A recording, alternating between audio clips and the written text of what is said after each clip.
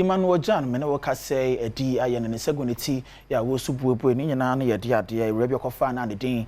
Millicent Boni sen kombe boa no e woni fia ye friend say house help ene ya ye Kasee wase kwasiada e no kofa asera no edruada me kira nyo dadro e ya de se ofu adwuma ko fie no se ne dem nyama nyina no osu se edruada kokuru edeko ye plasma TV brand new Samsung 65 inches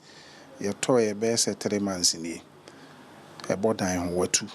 ana me ankasa me bie barbering shop nti me won niam bebre all the accessories are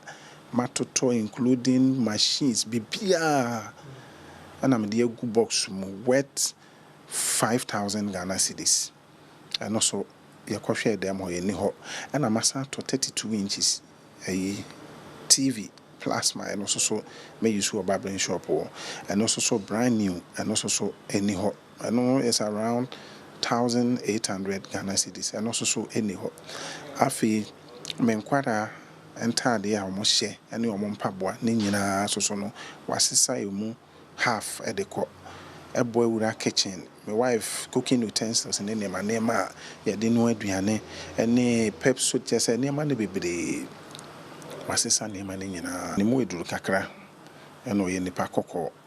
na obaye no o ka kire se owo 35 years afi na okọ 40 years asisi adis de amede to eye Adom eye multimedia enim ne se ombe buhame na ya hwe se de be ya yensa betimi aka sa ewraba eye Millicent Boni awo eye gbechile Michelle Camp se de be ya yensa betimi aka ye ne mesanse ne ma no ne boyedin oba Sunday anwumre nti Monday anopa ye nyina ye ja hokọ adwuma no na oyesa odisa Premtobre mu yamfa obi a waba be sa eda nti me ka kire my wife so nkonko report ewo Dansuma police station okoko report ye ama me ankasa me buy so me ko hu policeman no inspector ne kasaye